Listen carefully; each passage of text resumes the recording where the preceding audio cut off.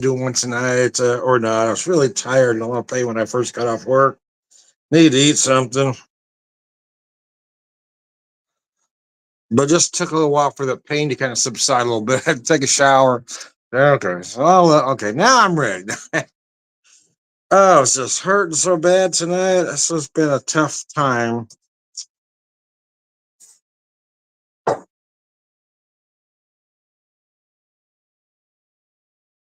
Uh, but I am off tomorrow. I do work Thanksgiving this year, but that was entirely my idea to do. So I walked right into it. Of course, the circumstances are a little different now, but I didn't want to change it. I mean, I practically begged my boss to let me open. I couldn't hardly say, no, no, I can't do it. We had a tragedy. I'm not up to it. Quite frankly, it'll probably help to go ahead and work it anyway, if I'm being honest. All right, let me set that down. I decided to make two cocktails, both very, both. I haven't even started drinking yet. Both fairly classic representations of the cocktail. The first one, a classic dry martini. Using the muff liquor Irish gin. This is the last of it. It's an 80 proof gin crafted with Irish potatoes. It really is a nicely done gin. Show you that bottle front and back. I've read it for other videos, so I'm not going to do that here. But so here's what I've got here. I've got right at 3 ounces of the gin. Because a martini should be a 3 ounce cocktail. Now you could use an ounce of olive juice if you want to make it dirty, or if you want to do a standard martini, put an ounce of vermouth in here. What I have is a fairly dry martini, and what I mean by that is, I just did a spritz, an atomizer spritz of vermouth, just enough to coat the outside of the glass, and then the gin and the olives, and so sláinte.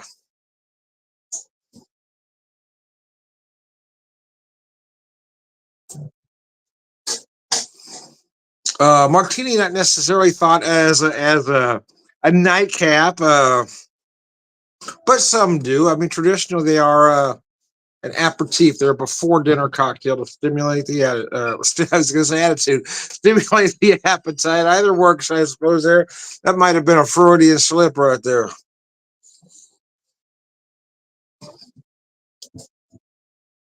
Depending on who you're meeting for drink, sometimes you need that little. And it is the holidays after all, Thanksgiving. There's always somebody, man, that you don't want to see, but it's one reason many years ago my wife and I quit going to Thanksgiving functions on her side of the family or mine because there was always somebody.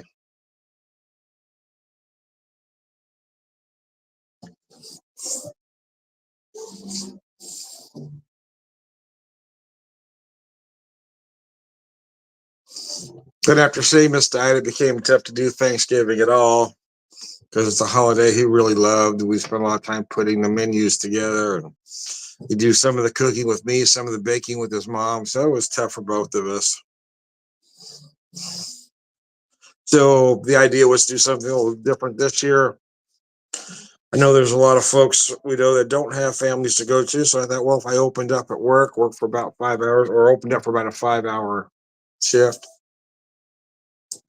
that those people would have somewhere to go. We do kind of an informal potluck.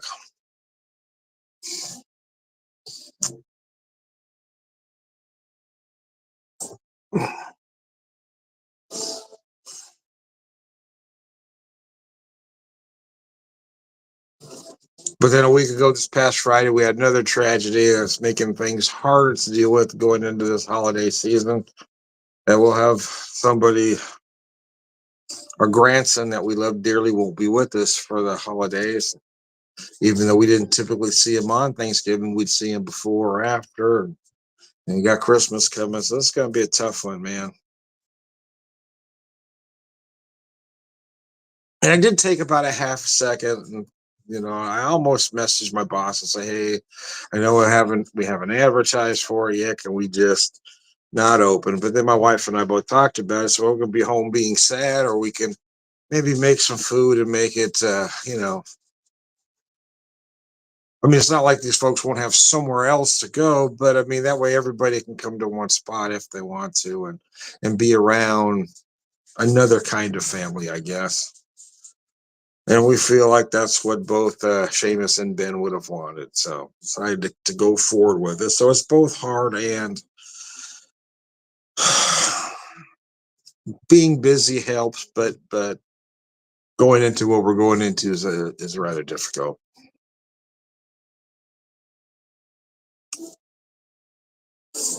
Seems like I can't pick up an ingredient or think about making something without something entering my head.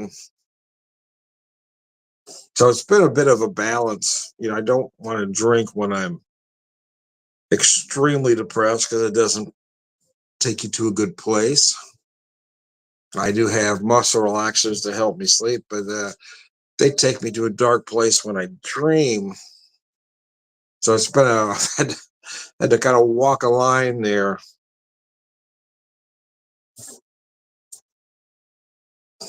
Drink just enough to slow everything down, slow the thoughts down, but not so much that you go dark. And then if I decide if I'm not drinking, take a muscle relaxer. Well, try to get my headspace, try to get the right headspace so I'm not thinking going dark before. So it's just been tough.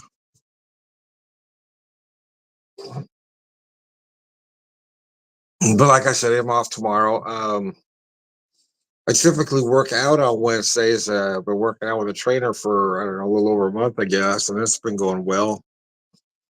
And again, it's one of those things I almost thought about canceling with him too, and he gave me the opportunity to, since it is the day before Thanksgiving. But then I thought, well, again, I can be home being depressed, or I can make myself get out.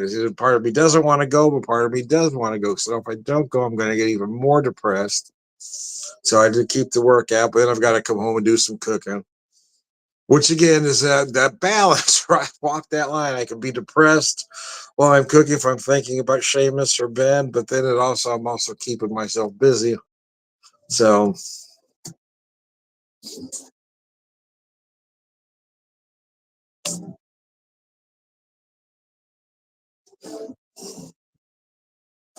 I'm typically very upbeat and happy at work, and that's been kind of a balance too, trying to not let too much of that darkness out at work, trying to remain. But it has been tough to go into full character lately.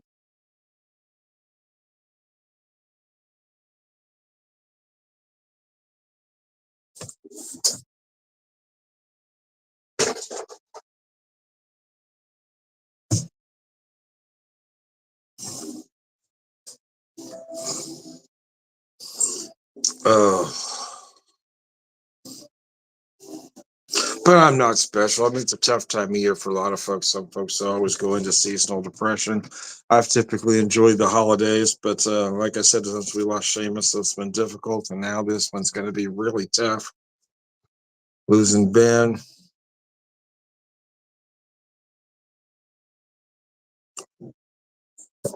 But both my wife and I are trying to find reasons to keep going and trying to find something positive in there somewhere.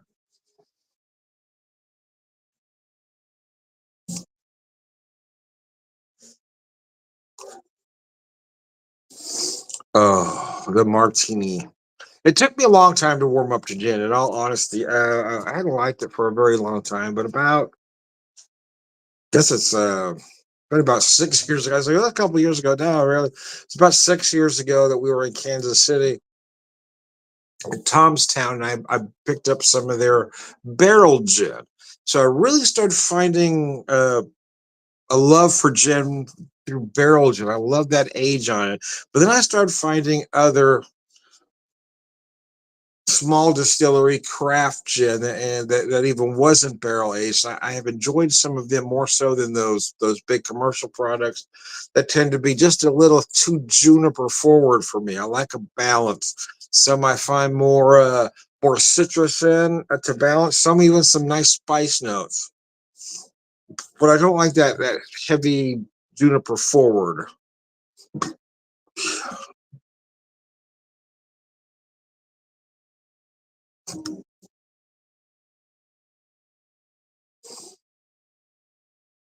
So I have some lemon stuffed olives in there. I don't know if you can see them, but that's adding additional citrus or lemon note to it to really make this gin balanced, if you will. So anyway, I'm just about done here. So I'm going to finish this up, and I've got another cocktail kind of going 180 degrees with for the second one. But the main reason I'm doing both of them, there was one common denominator with both cocktails, and that's the atomizer. And this one I use the atomizer to just give a light vermouth spritz, or it'd be kind of a vermouth wash. But I just hit that light spritz. And then I'll come back with the second one and we'll talk about what I did there. So don't go away. I'll be right back.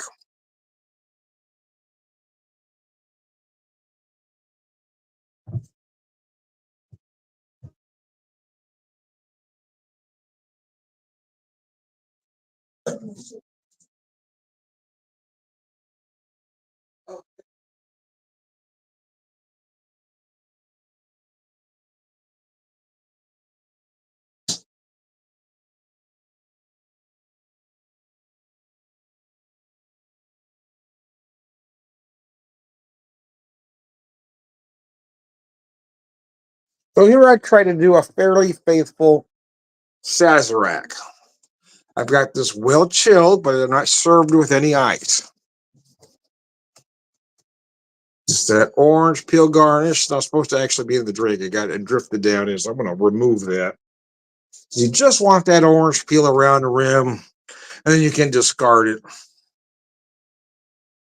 Oh, man. So here's what I did here. I'm using the Neely's, the RDR Neely Sweet Thumped Rye at 110.6.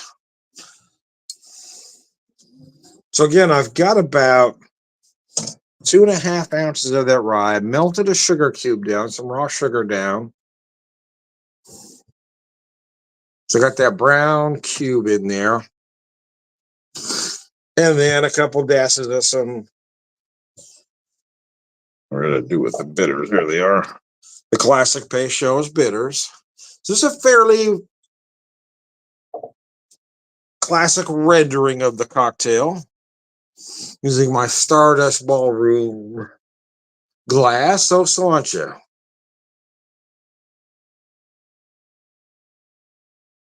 So again, I didn't show that here. Though what I do with it?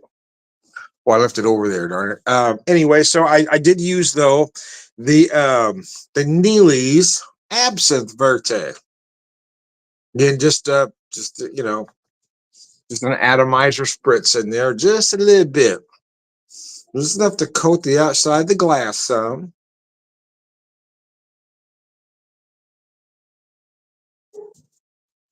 Oh man, that is delicious. That Neely Sweet Thump Rye that stuff is special, man. It really is. It's good. Oh, oh mercy, I beat. No bones have been hurt, and I haven't. The problem is I haven't had an. I don't know that I've slept more than. I don't even know that I have slept an hour at a time since. So just that's part of it. Is I'm just exhausted and then in a lot of pain.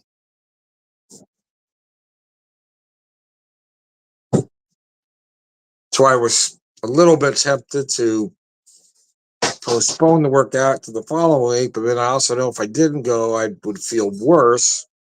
Going may help once I force, because it always does. There are times that once I force myself to be there, then I always feel better afterwards. But sometimes circumstances before I want to say, okay, I'm not going to make it this time. That's why I wanted to make sure I committed myself to tell them that I would be there, so that I can't back out.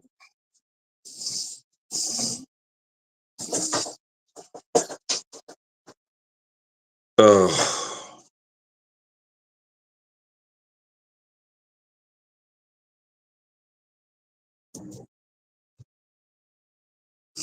Jim, I do like this cocktail though. I'd like that Sazerac cocktail. It's that hint of. I'm not a big absinthe fan, but I do love the way those herbal notes play with that rye or play on that rye, whatever the right word it would be. Yeah, the way they work together. Oh, it's just gorgeous. It's those herbal notes with that wormwood. Oh, it's just gorgeous, man. Oh.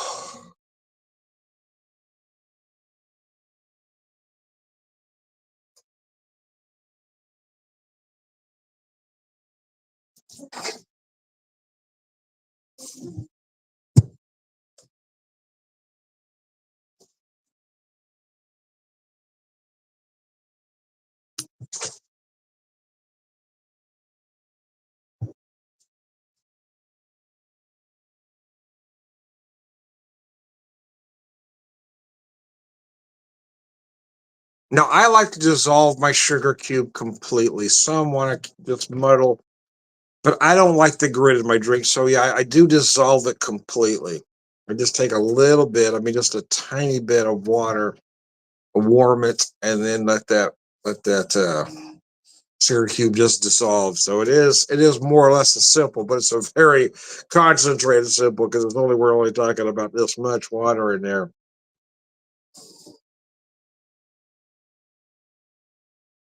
Just enough to dissolve it all. Oh gosh, this is a beautiful cocktail. It's making me feel better. It's making me feel better already, man. That pain is just melting away. Uh, one reason I don't like to take pain pills, any pharmaceuticals, because they don't really take the pain away from me. They just get you to where for me anyway, I'll just speak for myself, I guess. They just get me to where I don't care about the pain, but it's still there. And alcohol is pretty much the same. It doesn't take that pain away, but it just makes it bearable where it's there, but I don't care as much. So what's the difference, Tom? Well, the difference is I like to drink. It's not for me. It's not just about the after effect. What the alcohol does to me. It's that whole ritual, right? Is picking the right liquor for the cocktail, or picking the right cocktail first, and then finding the liquor, and then making that cocktail, and then drinking. It's a complete ritual for me. That's why I've never been a fan of pharmaceuticals or even marijuana for that matter. Is that there's no ritual involved there. It's just about getting to that place. And for me, I want to, there's a lot to do. It's like I don't want to get to that destination just like that. I don't want to be here and there just like that. I want to look out the window and see stuff along the way.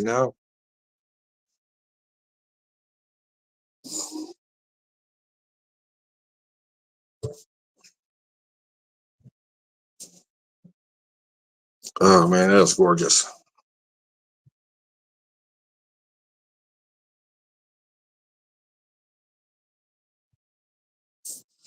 But yeah, and again, the plus about working Thanksgiving is that um, I'm going to be around a lot of friends that understand, or maybe if they don't understand, feel for what my wife and I are going through.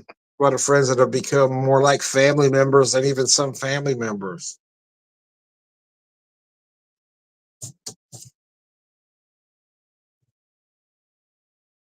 Friends that just accept you for who you are and don't judge or keep looking up the past. That's partly why I don't know. I guess I'll just speak for myself. So I don't like family gatherings. I have no interest in ever going to a family reunion because all those people want to do is, as my dad would say, look up a dead horse's ass. I mean, the last conversation I had with one particular cousin is that the only he was remembering somebody from 40 years ago. And I tried to explain to him that that person doesn't exist anymore. And it's quite possible that person never existed. That's just how you choose to remember them. But that's the me he wants to keep bringing up. Well, whatever you think happened back then, I can't change. So I don't know why you feel the need to keep bringing it up. There was no reason for him and I to ever have another conversation together because that's all he would ever want to talk about. But a lot of family members, even a lot of friends that you've known for a lot of years, will do that same thing. They just want to continue to look up a dead horse's ass. What they don't realize is you don't live there anymore. And a lot of what they're remembering, again, it's just their perception of what happened. It's not even you, really. It's their idea of you. So you're trying to live down to that, whatever that memory that doesn't exist anymore, and maybe never did. It only exists for them. Your memory is quite different.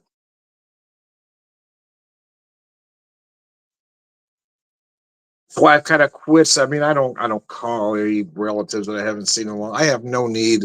Again, I have no need at all to look up a dead horse's ass. I didn't. I've always been that way though. Once I leave someplace, I rarely go back. I don't. Uh, Unless there's some reason to go back. I mean, I don't revisit my past. It's gone.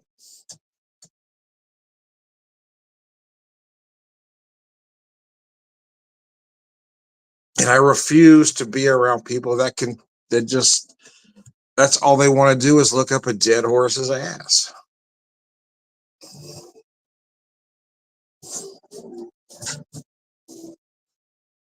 Gotta keep moving forward, man.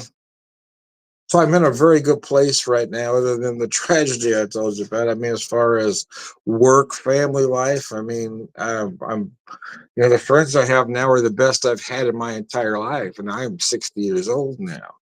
So I'm finally hanging around. I feel like I'm finally where I was meant to be. I'm hanging around the right people, people that actually care.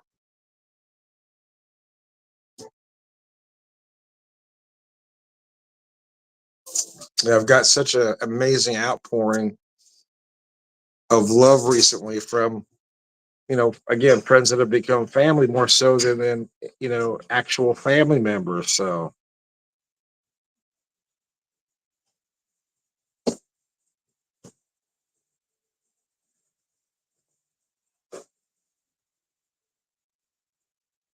I guess my cautionary tale is be careful who you call or refer to as family, even if you do share blood. There's a lot of things more important than blood. I don't even know that really means. I think we've been conditioned to believe that means something, but it really doesn't.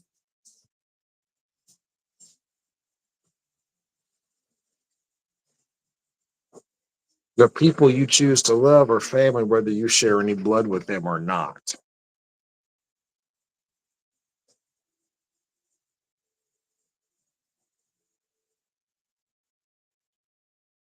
Just seems a bizarre concept to me. Well, I have to be. No, you don't. As I've gotten older, I've just chose, like I said, especially losing Seamus and now losing Ben. I mean, it's even more important now not to surround myself with people I don't want to be around. If your life is filled with hate, I don't want to be part of that. I'm cutting all that loose. I mean, if you want to hold on to folks that just want to spout ignorance and hatred and bigotry and homophobia and transphobia. I mean, I've got no place in my life for any of that. You and your hatred can go somewhere else. So there's no place in my life for any of that or any of you.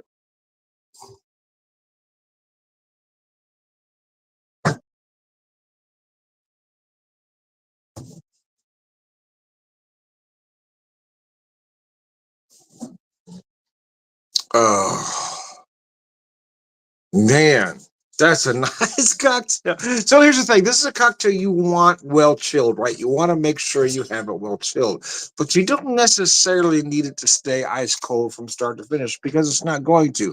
But it will stay good and cold for you if you've done your job right. Meaning, fill the glass first, which I did.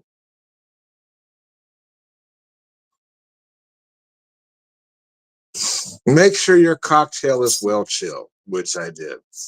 And no, it will not stay ice cold from start to finish, depending on how long it takes you to drink it. But you're using quality ingredients. That drink doesn't need to stay ice cold. That's really just about preference. But as far as taste, no, if you're using good products, they're going to be fine. And in fact, they're actually going to be optimal probably at that cellar temp between 50 and 60 degrees.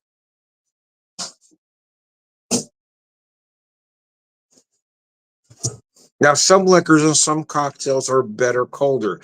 That martini, for instance, yeah, martinis you typically want colder, but a cocktail like this, no, I'm not overly concerned because, again, I've done my job correctly. I've chilled my glass, I've chilled the cocktail, I'm using the best of ingredients, so you're fine.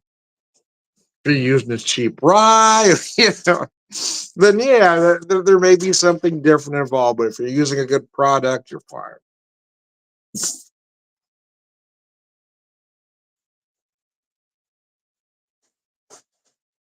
And for a person of modest means, I do admit that I like good product, but I prefer to drink less of very good product than drink more of cheap product. I do. I'd like to buy good, and if I have to drink less, that's fine. I'm gonna have a good night. Make two nice cocktails. Hey, man, there we are.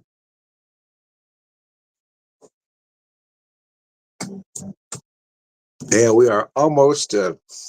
So, anyways, for those of you that tuned in, thank you very much. I am Tom, the Whiskey Whisperer, Whiskey Evangelist, prolific whiskey drinker, purveyor of wisdom, and